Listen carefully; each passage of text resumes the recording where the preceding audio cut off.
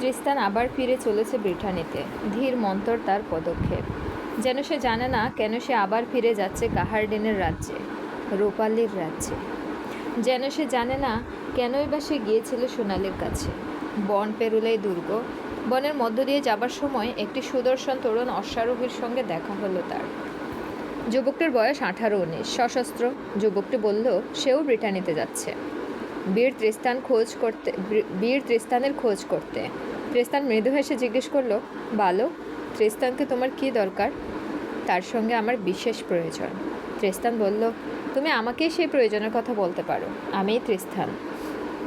যুবকটি সন্দেহের চোখে তাকালো। এমন ছিন্ন ভিন্ন পরিচ্ছদ, অদ্ভুত চেহারা, এই নাকি বিখ্যাত তৃষ্টান? সে বলল, তা কখনো হয়? তৃষ্টান তো অভিজাত রাজপুরুষ। তৃষ্টান বলল, আমার কেন এ চেহারা সে অনেক গল্প, কিন্তু আমি যে তৃষ্টান তাতে সন্দেহ নেই। আমার মাথা এখনো সম্পূর্ণ খারাপ হয়নি। বলো, কি তোমার প্রয়োজন? যুবকটি কর্কশ কণ্ঠে তখন বলল, যদি তুমি তৃষ্টান হও তবে যুদ্ধের জন্য তৈরি হও। তোমার সঙ্গে আমার হিসেব মেটাতে হবে। কিসের হিসেব? আমার বাবার নাম মর্গান। তিনি লিওনেস রাজ্য জয় করেছিলেন। তারপর লিওনেসের তৃষ্টান তাকে খুন করে।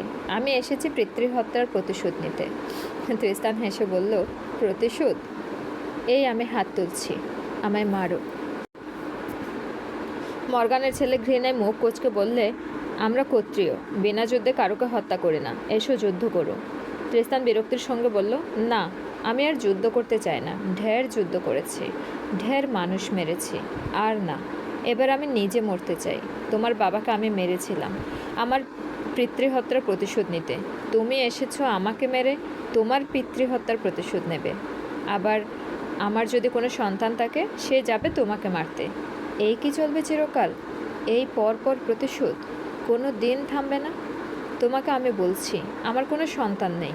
তুমি আমাকে মেরে রেখে যাও, এখানেই শেষ হোক এই প্রতিশোধের পালা বদল। যুবক বলল, তুমি কেন আমাকে অপমান করছো? বিনা যুদ্ধে আমি মারব না। তোমার অস্ত্র নেই, এই নাও তলোয়ার, তৈরি হও। তৃষ্টান ম্লান হেসে বলল, ওইখানেই তো তোমার বিপদ। যুদ্ধে আমার মরণ নেই, যুদ্ধে আমি হারতে জানি না, বিশ্বাস করো। আমি অহংকার করছি না, আমি আজ পর্যন্ত কোনো যুদ্ধ হারিনি, সেই আমার দোষ। তুমি আমাকে এমনিই মারো। যুবকটি ক্ষুদ্রভাবে একটি তলোয়ার তুলে দিল তৃষ্টানের হাতে। নিজে আরেকটি তলোয়ার নিয়ে দূরে সরে তৈরি হয়ে দাঁড়ালো। তৃষ্টান তলোয়ার হাতে নিয়ে চুপ করে দাঁড়িয়ে রইল। কী যেন এক গুরুভার উদাসীনতা ভর করেছে তাকে। যুবকটির দিকে এক দৃষ্টে চেয়ে আছে। এ যেন তারই বালক বয়সের প্রতিমূর্তি। একে মেরে কি হবে? যুবকটি উত্তেজিত হয়ে বারবার লড়াইয়ের জন্য তৃষ্টানকে আহ্বান করতে লাগলো। তারপর আর থাকতে না পেরে নিজের তলোয়ারটাকে ছুঁড়ে মারল তৃষ্টানের দিকে। তলোয়ার গভীরভাবে বিদ্ধ হয়ে গেল তৃষ্টানের দক্ষিণ বাহুতে। বিদ্ধ হয়ে সেখানেই ঝুলে রইল। তখন চোখ জ্বলে উঠল তৃষ্টানের। তীব্র স্বরে বলল, এ বুঝি এখানকার যুদ্ধের নিয়ম? এসো খোকা, তোমার যুদ্ধের স্বাদ মিটিয়ে দিচ্ছি। বাহু থেকে নিজে টান মেরে বার করে আনলো তলোয়ারটা। আবার সেটা ছুড়ে দিল ছেলেটির দিকে। রক্তে তৃষ্টানের হাত ভেসে যাচ্ছে। বাঁ হাতে তলোয়ার ধরে তৃষ্টান এগিয়ে গেল ছেলেটির কাছে। অল্প একটুক্ষণ যুদ্ধ চলল। তার মধ্যে তৃষ্টান নিরস্ত্র করল যুবকটিকে। ক্রোধে যন্ত্রণায় সে হত্যা করার জন্য অস্ত্র তুলল, কিন্তু মারতে গিয়েও মারল না। ছেলেটার মুখের দিকে তাকিয়ে তারপর বলল, না থাক বালক, তোমার বয়স কম, তোমার সামনে দীর্ঘ জীবন পড়ে আছে উপভোগের, আনন্দের। আমার আর মরলেই বা কি, না মরলেই বা কি। তৃষ্টান নিজের তলোয়ারও দূরে ছুঁড়ে ফেলে দিল। যুবকটি চেঁচিয়ে উঠল, না, আমাকে অপমান করে যেও না, আমাকে মেরে রেখে যাও। তৃষ্টান বলল, না, আমি আর অস্ত্র হাতে নেব না, আমি পেছন ফিরে চলে যাচ্ছি। তুমি ইচ্ছে হলে পেছন থেকে আমাকে খুন করতে পারো। এই বলে তৃষ্টান আবার হাঁটতে আরম্ভ করলো। তখন বালকটি অনুতপ্ত কণ্ঠে চিৎকার করে উঠল, তৃষ্টান, আমি আগেই একটা মহা অন্যায় করেছি। আমার তলোয়ারে বিষ মাখানো ছিল, মৃত্যু তোমার হবেই। তৃষ্টান একটু থমকে দাঁড়ালো। তারপর অদ্ভুতভাবে হেসে পিছনে তাকিয়ে বলল, মৃত্যু আর কি এমন বেশি কথা? মৃত্যু এখন আমার প্রাপ্য। তৃষ্টান যখন দুর্গে এসে পৌঁছল, তার সর্বাঙ্গ বিষে জর্জর। কাহারডিন এবং সকলে তৃষ্টানের জন্য বিষম উৎকণ্ঠিত হয়েছিলেন। কোথায় তৃষ্ণানের ফিরে আসার জন্য উৎসব করবে, তার বদলে হাহাকার পড়ে গেল। তৃষ্ণানের চিকিৎসার জন্য প্রাণপণে আয়োজন করতে লাগলো। রাজকুমারী রূপালী এসে সেবা করার জন্য বসলেন স্বামীর পাশে। রূপালী স্বামীর সম্ভোগের সুখ পাননি, স্বামীকে সেবা করার সুখটুকু অন্তত পেতে চাইলেন। কি অদ্ভুত ধরনের স্বামী তার! এমন রূপমান গুণবান স্বামী পেয়েও তিনি সবচেয়ে দুর্ভাগিনী। রূপালী কিছুই জানেন না সোনালির কথা। সব চিকিৎসা ব্যর্থ হলো। একজন কবিরাজ বৈদ্য এসে এক রকম চিকিৎসা করেন। কত জড়ি বুটি শিকড় মন্ত্র, কিছুই কাজ করতে লাগলো না। ক্রমশ বিষ ছড়িয়ে যেতে লাগলো তৃষ্ণানের সমস্ত শরীরে। বিছানার সঙ্গে একেবারে লেগে রইল তৃষ্ণানের কঙ্কালসার দেহ। শরীরের সমস্ত হাড়গুলো গোনা যায়। এ নিয়ে 3 বার নিশ্চিত মৃত্যু এলো তার কাছে। লোকে বলে মৃত্যু কখনো 3য়বার ফিরে যায় না। শরীর দুর্বল হবার সঙ্গে সঙ্গে তার মনও দুর্বল হতে লাগলো। বিছানায় শুয়ে ছটপট করতে করতে সে ভাবে সোনালির সঙ্গে আরেকবার দেখা না করে সে মরবে কি করে? এ জীবন যে সোনালির সঙ্গে বাঁধা। সে যতই ঘৃণা করুক, অপমান করুক, সোনালিকে না জানিয়ে এ জীবন সে ছেড়ে যেতে পারে না। একদিন রাজকুমার কাহারডিন এসে তৃষ্ণানের শয্যার পাশে বসে অস্ত্রপাত করছেন। তখন তৃষ্ণান বলল তার সঙ্গে একটা গোপন কথা আছে, এবং সে চোখের ইশারায় রূপালীকে ঘর থেকে বেরিয়ে যেতে অনুরোধ করল। নারীর কৌতূহল। তৃষ্ণানের এই অবস্থাতেও কি তার গোপন কথা?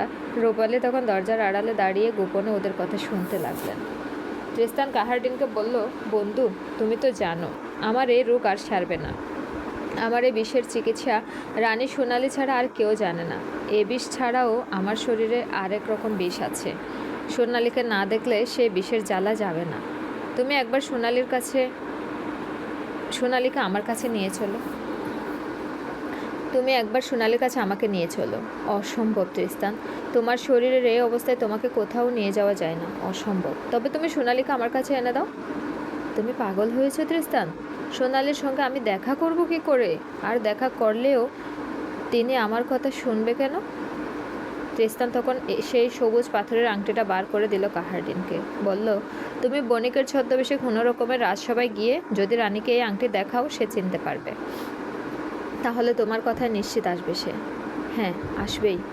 সে বলেছিল আমার ডাক শুনলে রাজবাড়ির 1000টা দেওয়াল ভেঙেও সে বেরিয়ে আসবে। পৃথিবীর কোনো শক্তি তাকে আটকাতে পারবে না। তুমি যাও বন্ধু, আজই যাও। কাহারডিন নিরুপায় হয়ে শেষ পর্যন্ত যেতে রাজি হলো। তৃষ্ণান তাকে আবার ডেকে বলল, যদি অনুকূল বাতাস পাও, তোমার যেতে আসতে অন্তত 15 দিন লাগবে। ততদিন আমি বাঁচব কি না জানি না। আমার শরীরে অসহ্য যন্ত্রণা।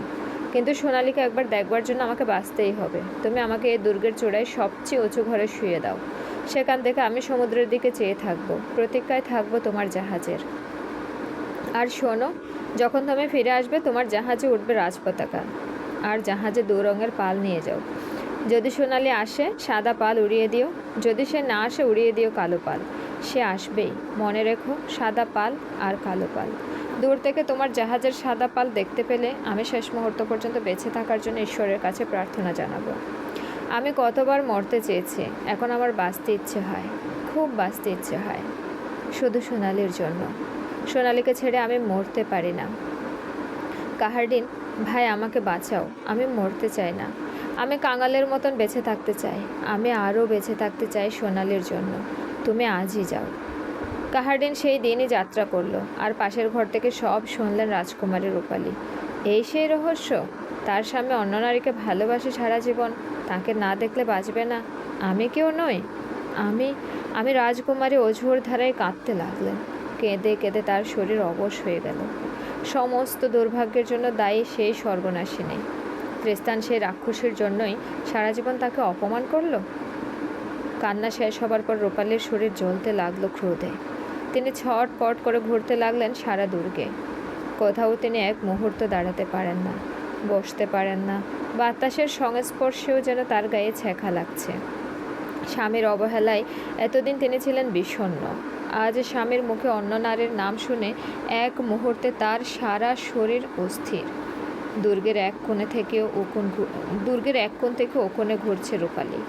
এক সময় তার চোখ পড়ল দুর্গের দরজার কাছে দাঁড়ানো শৃঙ্খলিত রিউলের দিকে। তৃষ্ণান ওর জীবন ভিক্ষা দেবার পর রাজকুমার কাহারডিন দুর্গের সিংহদ্বারে ওকে শিকলে হাত বেঁধে দাঁড় করিয়ে রেখেছেন। রিউলের দিকে তাকিয়ে দীর্ঘশ্বাস পেলে রূপালী ভাবলেন, এর চেয়ে তার যদি ওই পশুর সাথে বিয়ে হতো? তাও বোধহয় ছিল ভালো। তবুও তো ও একটা পুরুষ, এবং ও রূপালীকেই পাবার জন্য যুদ্ধে নেমেছিল। আর বীর তৃষ্টান, যে তার উদ্ধারকারী, সে তাকে একবার ছুঁয়েও দেখল না। রূপালী একা একা কাঁদতে লাগলেন।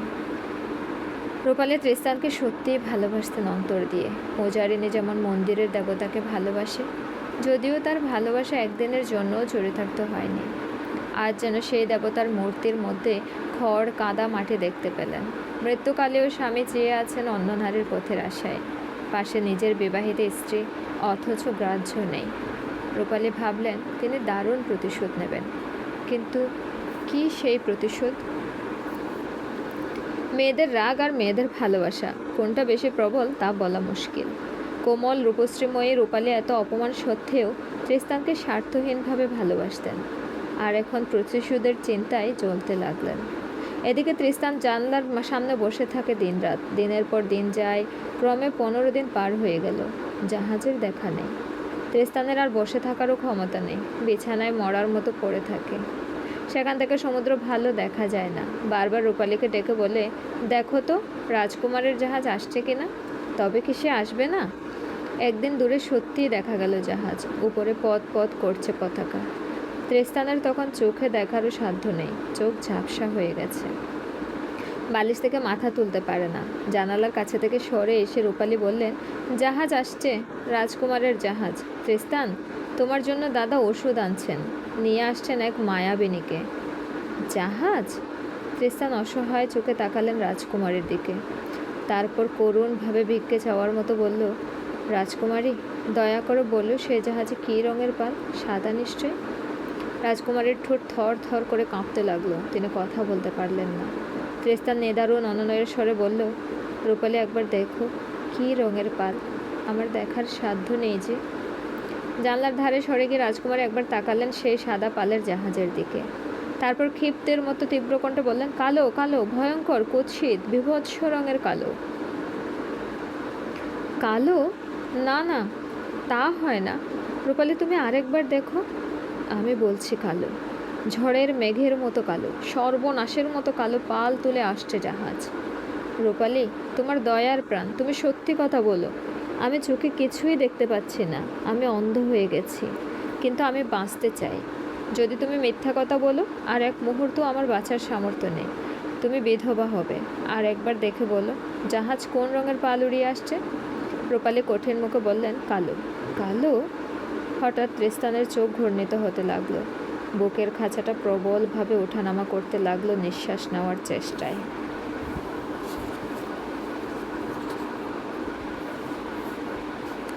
তা দেখে ভয়ে চিৎকার করে উঠলেন রূপালী, না না, আমি দেখেছি, সাদা, মেঘ কেটে গেছে, আমি এখন স্পষ্ট দেখতে পাচ্ছি সাদা রঙের পাল, জাহাজ এসে বন্দরে লেগেছে। তৃষ্টান ক্ষীণভাবে বলল, তাহলে সোনালি এসেছে?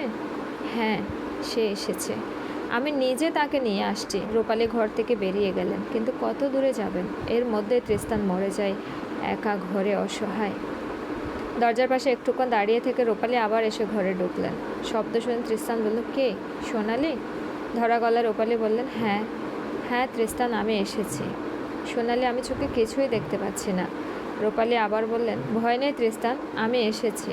সোনালি, তোমাকে দেখতে পাচ্ছি না আমি, তুমি আমার বুকের কাছে এসো, তুমি মুছে নাও আমার শরীরের বিষ। সোনালি, আমার বড় বাঁচতে ইচ্ছে করে, এসো। রূপালী এসে ঝাঁপিয়ে পড়লেন তৃষ্টানের বুকে। এই প্রথম তার স্বামীর স্পর্শ, কিন্তু মুহূর্তে মৃগীরোগীর মতো এক ঝটকায় তাকে দূরে ঠেলে দিল তৃষ্টান। হাঁপাতে হাঁপাতে বলল, চোর, পাপিষ্টা, এই সোনালি নয়।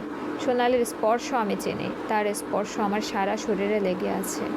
আমি চোখে দেখতে পাচ্ছি না ঠিকই, কিন্তু তার একটি আঙুলের স্পর্শে আমি চিনতে পারবো। একটু দম নিয়ে তৃষ্টান আবার বলল, রূপালী, কেন আমায় কষ্ট দিচ্ছ? তোমার প্রতি আমি অন্যায় করেছি, কিন্তু জীবনের শেষ সময়টুকুতে আমায় তুমি দয়া করে শান্তি দাও। তুমি সত্যি করে বলো সোনালি এসেছে কিনা? মাটিতে পড়ে গিয়েছিলেন রূপালী, সেখান থেকে ধুলো ঝেড়ে উঠে দাঁড়ালেন, এগিয়ে গেলেন জানলার পাশে। সেখান থেকে শান্ত স্বরে বললেন, তৃষ্টান, সে আসবে না। আমি স্পষ্ট দেখতে পাচ্ছি আমার দাদার জাহাজে শোকের চিহ্ন, শুধু কালো রং, কালো পতাকা। তৃষ্টান জোরে নিঃশ্বাস ফেলে বলল একবার, কালো। তারপর যেন মন্ত্র বলে শক্তি পেয়ে উঠে বসলো বিছানার উপর সোজা হয়ে। তীক্ষ্ণ কণ্ঠে 3বার ডাকলো, সোনালি, সোনালি, সোনালি। সেই ডাক যেন ছিন্ন ভিন্ন করে দিল বাতাস। সেই করুণ ডাক যেন কালো মেঘ পুড়ে চলে গেল স্বর্গের দিকে। তৃষ্টান প্রাণপণে চেষ্টা করলো পাখির মতো শীষ দিয়ে উঠতে, গলা ভেঙে গেল, পারল না। ধপ করে তৃষ্টান পড়ে গেল বিছানায়। রাজকুমারের জাহাজ যখন লাগলো তখন সমস্ত দুর্গে কান্নার রোল।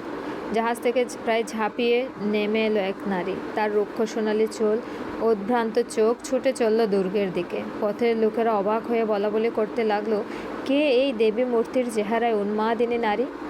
এই সেই নারী তখন যাকে সামনে পাচ্ছে জিজ্ঞেস করছে, তৃষ্টান কোথায়, তৃষ্টান কোথায়?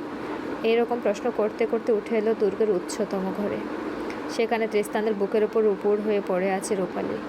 রানী সোনালি সেখানে এসে শান্তভাবে বললেন, বোন, তুমি একটু সরে যাও, আমাকে একবার কাঁদতে দাও। বিশ্বাস করো, ওর চেয়ে আপনজন আমার এই বিশ্ব সংসারে কেউ ছিল না। সোনালি উঠে এলেন তৃষ্টানের ঘাটে। তৃষ্টানকে নিবিড়ভাবে আলিঙ্গন করে ওর মরা উষ্টে চুম্বন করতে করতে বললেন, তৃষ্টান, আমি রাজবাড়ির দেয়াল ভেঙে বেরিয়ে এসেছি। আমিও তোমার সঙ্গে যাব সেই দেশে। আমি একা থাকবো না। সেইভাবেই সোনালির মৃত্যু হলো, তৃষ্টানকে আলিঙ্গন করে। রাজা মার্কের কানে যখন ওদের দুজনের মৃত্যুর সংবাদ পৌঁছলো, তিনি নিজে এসে দুটি বহুমূল্য শব্দারে ওদের দুজনের দেহ সাজিয়ে ফিরিয়ে নিয়ে গেলেন নিজের দেশে। তারপর একটি নির্জন গির্জার দুপাশে ওদের দুজনকে কবর দিলেন। সেই দিন থেকে তিনি সত্যিকারের বৃদ্ধ হয়ে গেলেন। তার মাথার সব চুল সাদা হয়ে গেল। রাজা মার্কের এতদিনেও সন্তান হয়নি। তৃষ্টানকে হারিয়ে তিনি সম্পূর্ণ নিঃসন্তান হলেন। কয়েক মাস বাদে তৃষ্টানের কবর থেকে একটা অদ্ভুত লতানে গাছ বেরিয়ে আসে, তীব্র গন্ধময় তার ফুল। সেই গাছটা গির্জার ছাদ পেরিয়ে ঝুঁকে পড়ে উপাসের সোনালির কবরে। তিনবার কবরের রক্ষকরা সেই গাছ কেটে দিল। 3বারই আবার গজিয়ে উঠল সেই গাছ। রক্ষকরা তখন গিয়ে সে অলৌকিক ঘটনা রাজাকে জানাতে রাজা নিজে এসে সেই গাছ দেখলেন। তারপর ওদের নিষেধ করলেন আর সেই গাছ কাটতে। তখন ক্রমশ সেই গাছটা দিনে দিনে লক লক করে বেড়ে উঠে গির্জার ছাদ পেরিয়ে এসে ছড়িয়ে পড়ল সোনালির কবরে। সেখানে ওর ফুল ফুটে উঠল অজস্র। যুগ যুগ ধরে কবির এই গান শুনিয়েছে, তৃষ্টান আর সোনালির ভালোবাসা আর দুঃখের গান। আমি সামান্য কবি, একদা পূর্ববঙ্গবাসী, অধুনা ভ্রাম্যমান গঙ্গোপাধ্যায় বংশীয় সুনীল আমার নাম। যদিও ব্রাহ্মণ কুলে জন্ম, কিন্তু জ্ঞানের অভিমানের বদলে ভালোবাসার শক্তিতে আমার বেশি বিশ্বাস। তাই ভালোবাসার এই অমর গাথা আমি শোনাতে চেয়েছি। তৃষ্টান আর সোনালি যদি আবার জন্মায়, জানি ওরা পরস্পরকে আবার ঠিক এরকমভাবেই ভালোবাসতে চাইবে। এক জীবনের শত সহস্র দুঃখের কথা জেনেও কি জানি, হয়তো ওরা আবার জন্মেছে, সব বিপদ তুচ্ছ করেও আবার ভালোবেসেছে। আপনারা ওদের আশীর্বাদ করুন।